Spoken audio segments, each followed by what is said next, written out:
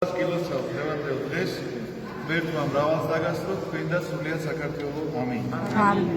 დღევანდელ დღეს დანო და ძმანო ჩვენ სულთმოფენობას რასაც ეძახით არის ასევე წმინდა სამების დღე. მე გადავწყვიტე წელი მსახურების მიუხედავად მაინც გითხრათ ერთი პერიოდი სიტყვა რომ თქვენ არ წამყიდეთ ამ ხრივ შივრები სახლებში. რას ნიშნავს ყოლა წმინდა სამების დღე? ყოლაწმინდა სამების თაყვანისმცემლები რო ვართ ჩვენ ალბათ ესიც. ამიტომაც გავართა ჩვენ ვამბობთ რომ სამი ღმერთი კი არ გვაქვს. ჩვენ გვყავს ერთი ღმერთი. ოღონდ ყოლაწმინდა სამება არის ეს ერთი ღმერთი. მაგრამ როგორ ვამბობთ ამას? გახსოვთ წინა შეკრებაზე, წინა კვირა ჩვენ დოგმატიკის შესახებ ვილაპარაკეთ და ეს გახლავთ სწორედ ეს დოგმატური ღვთისმეტყველება, რომელსაც ჩვენ წამში ასე თუ ისე ვეხებით, მაგრამ ეხლა ცოტა მეტად შეიძლება უფრო გაშალოს კაცმა და ვთქვათ რა არის ეს ყოლაწმინდა სამების არსი. თუმცა კი მინდა გითხრათ რომ არ გეგონოთ რომ ეს ადამიანის გონებისთვის მისაწვდომი რამე არის. მე უბრალოდ გეტყვით ფორმულებს, ამ ფორმულებზე ფიქრი თქვენ გმართებთ და ცოდნა გმართებთ ამ ფორმულებისა და ამავდროულად უნდა გახსოვდეთ ერთი რამაც. ნეტარი ავგუსტინეს ცხოვრებაში დაწერია რომ ძალიან დიდი ხანი ფიქრობდა ყოლაწმინდა სამების შესახებ რომ როგორ უნდა ამოეხსნა რა იყო მისი არსი, ანუ ღმერთის არსი საერთოდ. და მიდიოდა ზღვის სანაპიროზე და დაინახა ასეთი რამ, რომ პატარა ბავშვს აქვს ამოთხრილი ორმო აქვს გაკეთებული ზღვის სანაპიროზე და პატარა რაღაცა ვედრით ცდილობს რომ ზღვიდან ამოიღებს წყალს და ასხავს ამ ორმოში. და ნეტარი ავგუსტინე ეკითხება რომ რას აკეთებ? და მან უთხრა რომ მინდა რომ აი ეს ზღვა გადმოწყდა ამ ორმოში ჩავასხავდო. ამან გაუგვირებულმა კითხა რომ იმარავ ეს ამ ხელას ორმოში როგორ ჩაეწევა? მეტი აღარ დაფიქრებულა თვითონ მიხვდა რომ პასუხი საკუთარ თავს გასცა ნეტარმა ავგუსტინემ ეს არ იყო შემთხვევითი ამბავი რომ შეუძლებელია ადამიანის შემოსაზღვრულ გონებაში შემოსაზღვრელი ღმერთი დაეწევს. ამიტომ ჩვენ ვამბობთ რომ ყოლაწმინდა სამება არის ერთი ღმერთი და არ ვამბობთ ამას ჩვენი მათემატიკური ანგარიში. ანუ 1+1 და +1 კი არ არის. ერთი ღმერთი არის სამება. მამა, ძე და სულიწმინდა. აბსოლუტურად სამივე იპოსტასური სხვაობა ქვია, ესე იგი, არსებითად ერთ ღმერთს იპოსტასური სხვაობა აქვს, მამა, ძე და სულიწმინდას, აბსოლუტურად ერთი აქვს ყველაფერი გარდა. მამა არის უშობელი, ძე არის შობილი და სულიწმინდა გამომავალი. ეს ადვილიამები არ არის ახლა მე რასაც გელაპარაკებით, მაგრამ ეს უნდა იცოდეთ. აუცილებელი არის ამის ცოდნა, იმიტომ რომ არ შეიძლება ყველა ადამიანმა საკუთარი წარმოდგენა შეიქმნას რაღაცა ღმერთზე და ასე მსჯელობდეს მის შესახებ. ან ისე როგორც მათემატიკურად ჩვენ ერთმანეთს ვამატებთ 1+1 და +1. არა, არც ასე არ შეიძლება და არც ამ უშობელობისა და შობილობის შესახებ შეიძლება წარმოდგენა გქონდეთ ისეთი, იმიტომ რომ როდესაც შობას ახსენებს სიტყვას, ყველა შემთხვევაში დროში შობა გონია შენ ესა, იმიტომ რომ ჩვენ ადამიანები შვილებს შობთ რაღაცა თარიღები არსებობს, როდესაც დაიბადნენ ისინი ჩვენ თვითონ როდესაც გავჩნდით თარიღები არსებობს, მაგრამ შობა ძისა დაუსაბამოა, ისევე როგორც დაუსაბამოა მამა. და გამომავლობა სულისაწმინდის ასევე დაუსაბამოა. ანუ ეს ყველაფერი დროში არ აღესრულება. მას არც დასაწყისი აქვს და არც დასასრული აქვს. ანუ ღმერთი არის მარადისობა, რომელსაც მარადისობაში არც დასასრული აქვს და არც დასაწყისი აქვს. ეს უნდა გახსოვდეთ კაფე. მეორე რაც ვიცით ღმერთის შესახებ, ჩვენ თვლით იმ თვისებებს, რაც ვიცით მის შესახებ. რაც ვიცით ნამდვილად ეს არის რომ ის არის ყველგან მყოფი. არ შეიძლება ღმერთი ყველგან არ იმყოფებოდეს, რადგანაც ყველა სხეულს რაღაცა შემოსაზღვრავს. ეს ჩვენ ფილოსოფია არ გეგონოთ, ეხლა მოგახსენებთ წმინდა მამის გრიგოლ კოსელის სიტყვებს. ყველა სხეულს ხომ რაღაცა გარედან შემოსაზღვრავს. მაგალითად, ჩვენ სხეულებს გარედან ეხლა ჰაერი ხო შემოსაზღვრავს და შემოსაზღვრული ვარ მე, შემოსაზღვრელია ჰაერი. შემოსაზღვრელი ხო ყოველთვის უფრო მეტია ვიდრე შემოსაზღვრელი. შესაბამისად, თუ კი ღმერთს რაიმე შემოსაზღვრავს, ის უფრო მეტი ყოფილა ვიდრე ღმერთი. ხო მართალია ამ ლოგიკით? შეუძლებელია რომ ღმერთს რამე შემოსაზღვროს, მაშინ ის ყოფილა ღმერთი და არა ის. ამიტომაც ღმერთია ის, რომელიც ყველაფერს შემოსაზღვრავს და თუ ყველაფერს შემოსაზღვრავს, შესაბამისად ყველგან იმყოფება. კიდევ ერთი ლოგიკური დასკვნამდე უნდა მივიდეთ ახლა ჩვენ, რომ ის არის უძრავი. არ შეიძლება ეს მოძრაობდეს და სადმე დადიოდეს. ჩვენ დავდივართ, იმიტომ რომ არის ადგილი, სადაც არ ვიმყოფებით და მივდივართ იქ, სადაც არ ვიმყოფებით. მაგრამ ის ყველგან იმყოფებოდა, როგორ შეიძლება მოძრაობას. კიდევ ერთი თვისების შესახებ, რომელიც ჩვენთვის ძალიან მნიშვნელოვანია, ეს არის სიყვარული. რომ ღმერთი სიყვარულია, ვამბობთ ამას, ღმერთის ოღონდ კი არ გესმის, რატო ვამბობთ ხოლმე ამას.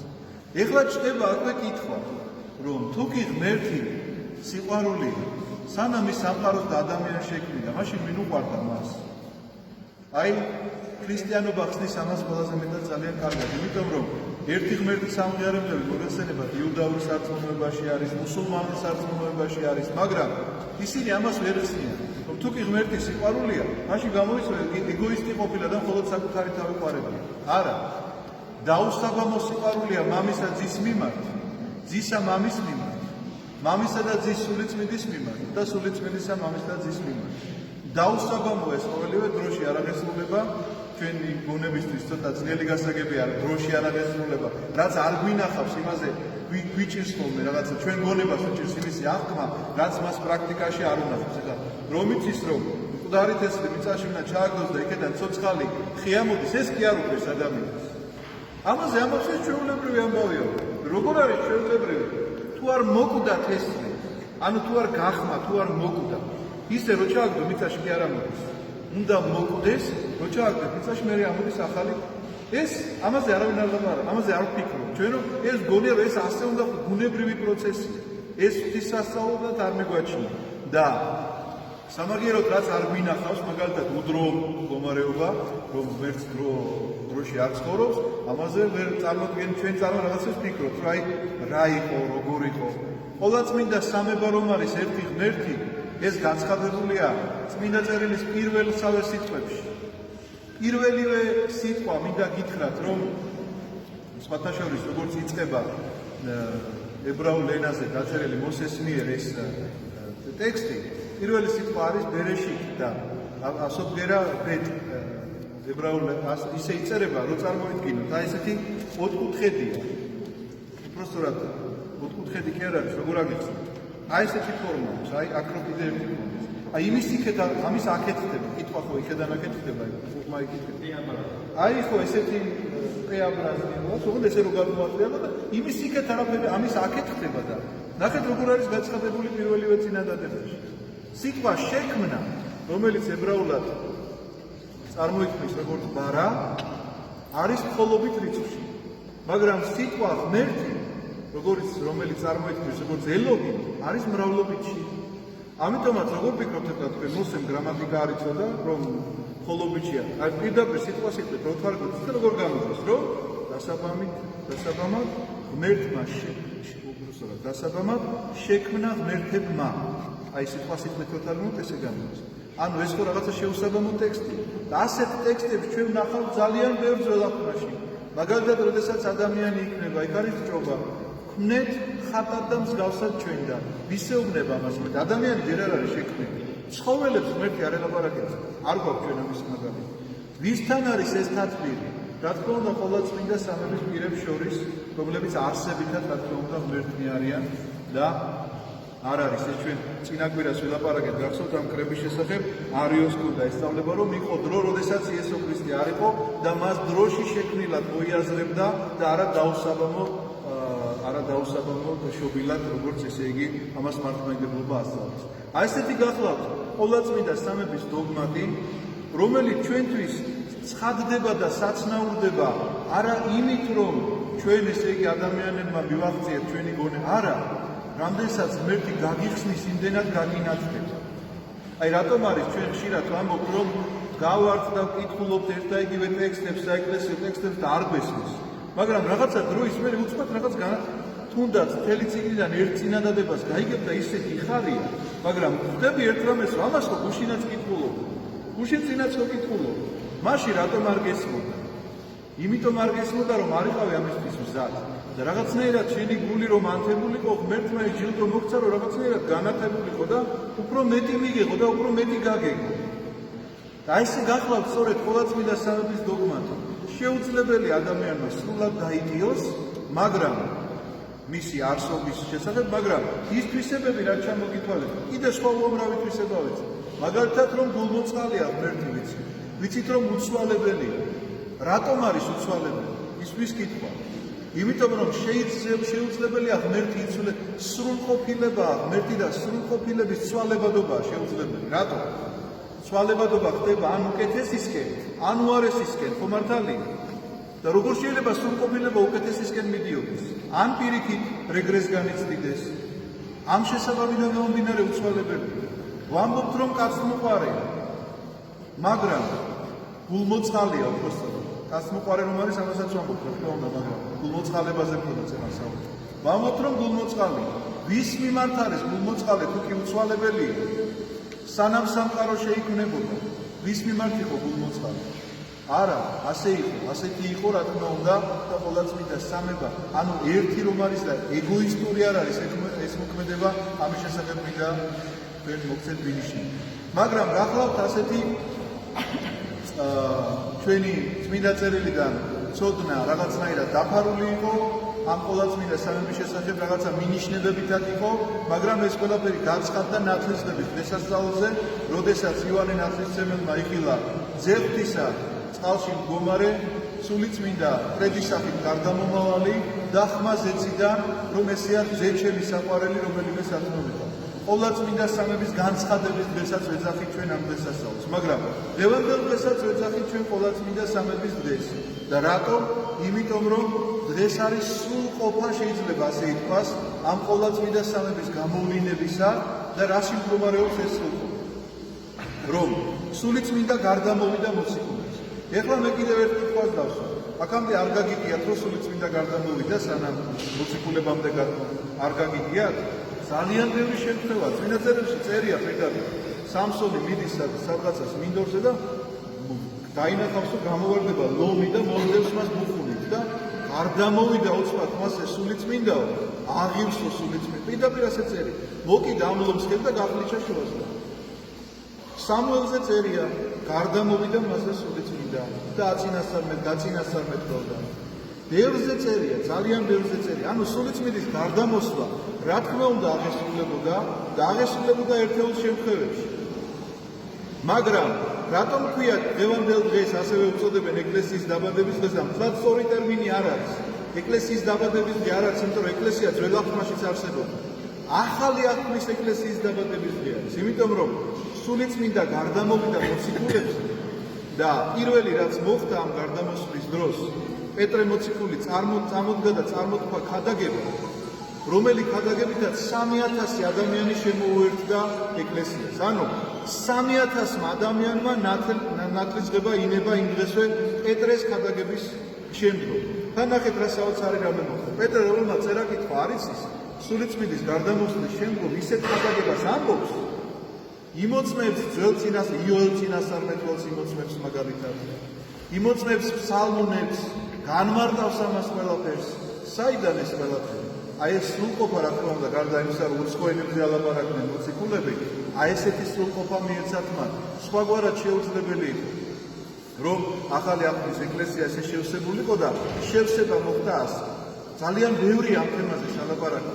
თუ რა არის ახალი აღთქმის ეკლესია, თუ რატომ არის დღევანდელ დღეს მისი დაბადების დღე, ყოვლადწმინდა სამების დღე, რატომ არის და კვლავ მისი დოგმატების შესახებ ძალიან ბევრია საკითხები, მაგრამ მე აღარ დაგგლით, იმიტომ რომ ცოტა რთული მოსასმენია ეს ყველაფერი და წაგიკითხავთ უბრალოდ მოკლე ამონარით პავლე მოციქულის ეპისტოლიდან, ეს არის გალატელთა მიმართ ეპისტოლეს მეხუთე თავი. და მე გთხოვთ, რომ სახლში როცა მიხვალ, თუ დაისვენოთ მე თანამედროვე ქართულად თქვენ თვითონაც გადაავლოთ თვალი და რატო. აქ წერია ნაყოფის შესახებ. რა არის სულიწმინდის ნაყოფი? და მე ეს ყველაფერი მინდა წაგიკითხო. რა არის ხორციელი ჩვენი ცხოვრება და რა არის სულიერი ჩვენი ცხოვრება? აი რასაც პავლე მოციქული.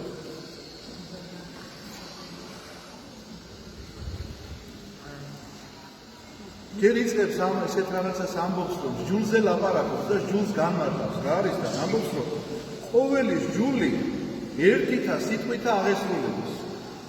შეიყვარო მოყვასი შენი ვითარცა თავისთვის. ნახეთ, ჯულის ყველა მუხლიო აი ამ სიტყვებით აღესრულება, რომ შეიყვარო მოყვასი შენი როგორც საკუთარი თავი. ამის შემდგომ ნახეთ რას ამბობს.